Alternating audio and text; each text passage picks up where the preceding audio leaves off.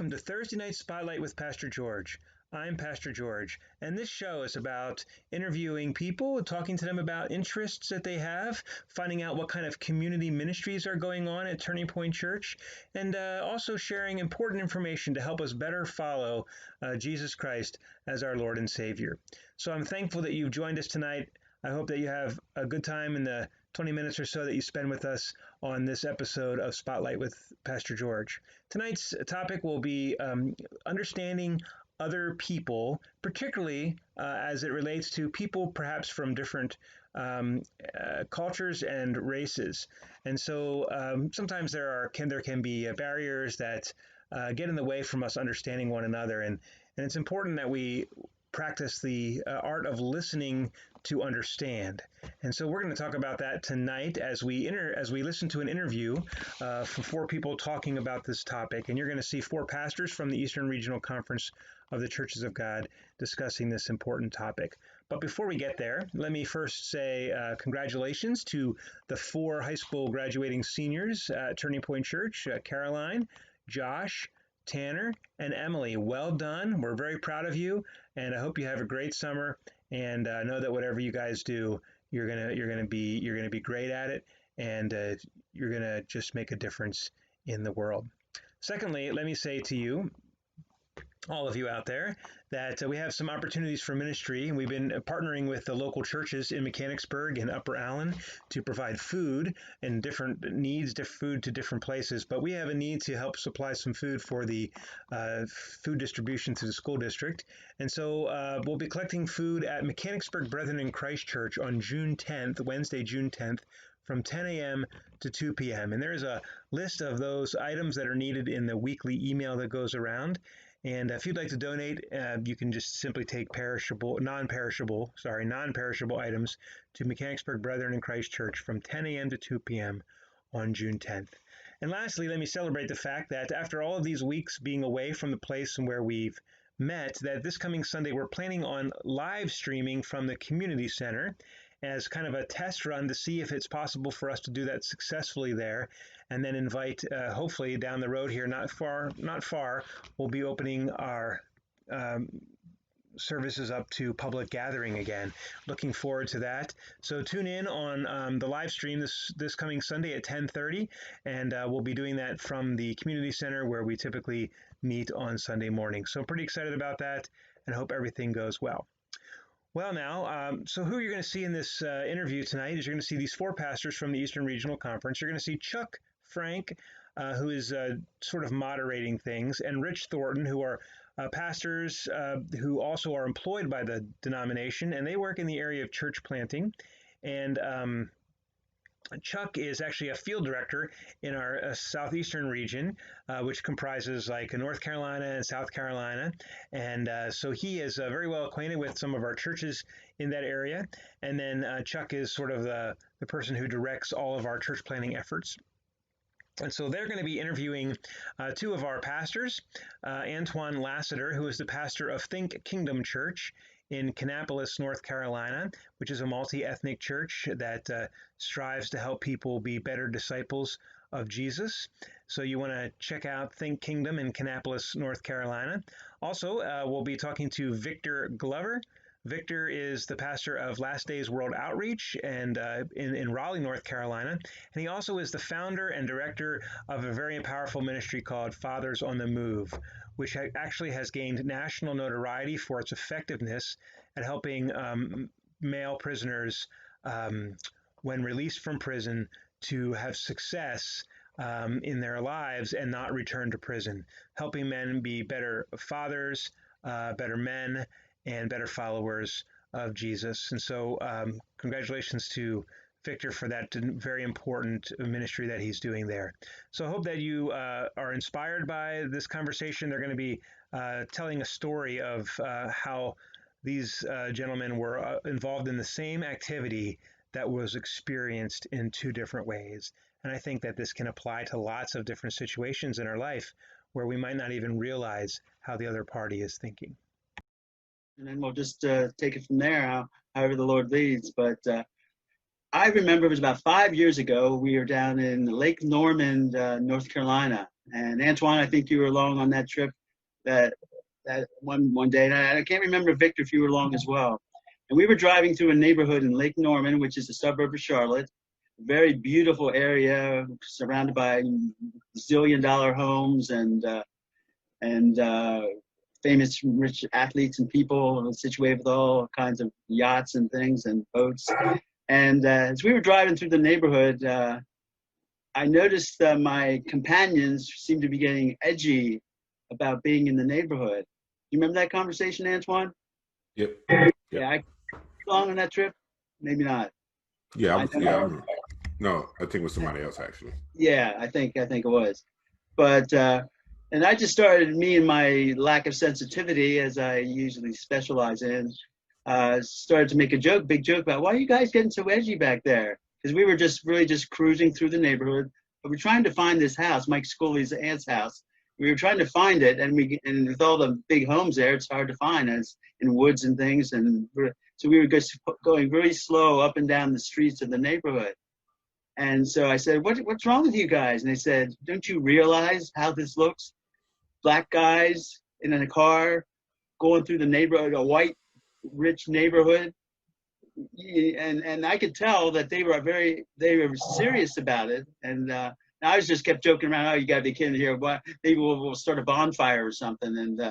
And they kept getting serious to me that, no, we need to get out of here because we might get involved in something or be profiled for something that is going to create something very negative here if we don't watch ourselves, what's going on here.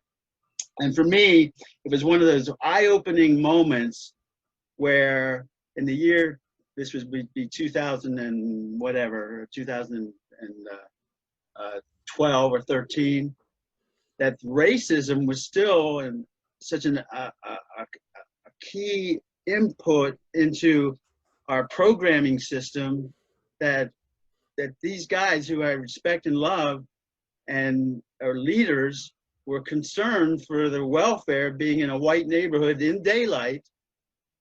Even though I was a white guy driving the car, still they felt. What did you feel that day, Antoine?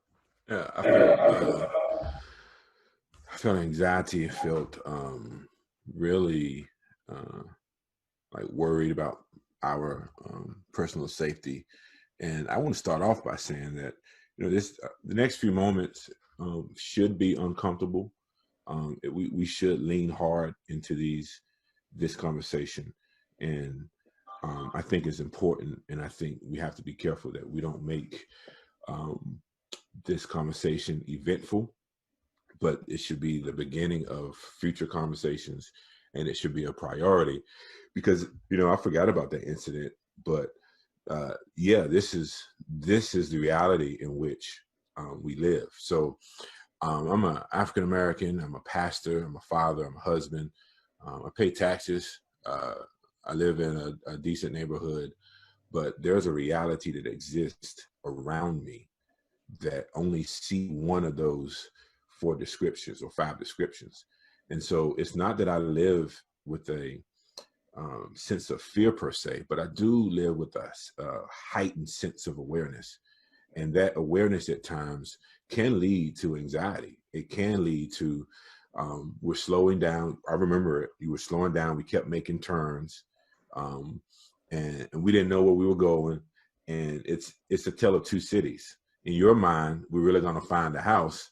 Right. And in my mind, and the gentleman that was with us, we're looking around like, dude, either let's get to this house or let's leave. Like, we don't have that space to be in error. And then I remember getting out, and we wouldn't get out the car.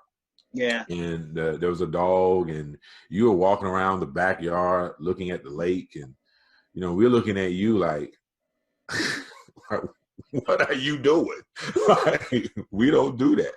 And that is a reminder of how perception can determine reality. And that led to another conversation. And I think that's the most important thing. It's when people hear those things, I think sometimes it shakes us. And it shakes us because we don't have that same experience. But I remember Chuck, like initially, like you're Chuck. So you kept laughing and making more jokes. But then when you saw that we were like serious, like the conversation turned Right. and Right. you were like, like you were literally seeking to understand. Like, Mhm. it's broad daylight. We're not doing anything wrong. How Right. do you think like why do you think like that? Like what in the world?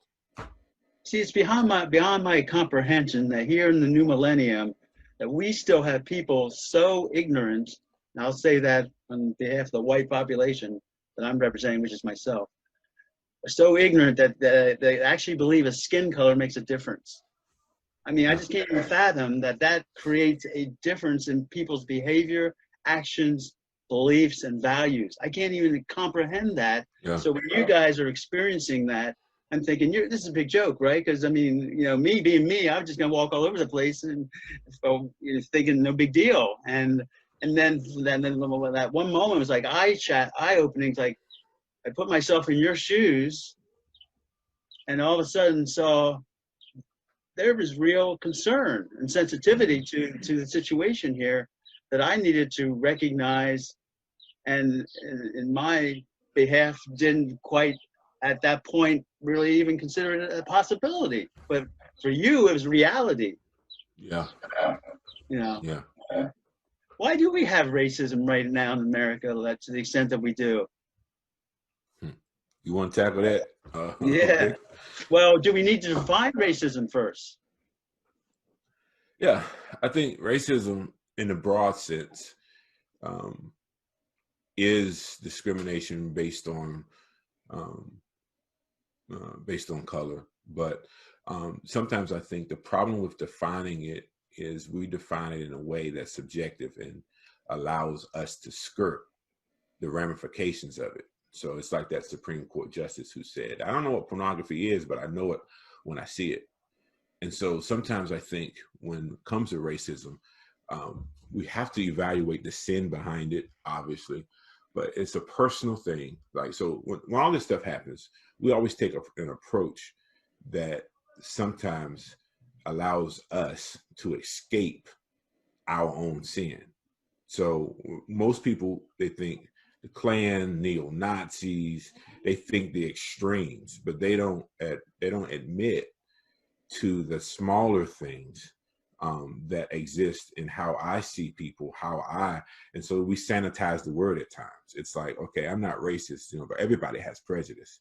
Right. But there is it's almost like it's a tree, it's the root of the same tree, and so it's Mm-hmm. just sanitized. And so when we look at it, it's in language, man. It's in systems. It's in like how we see the world.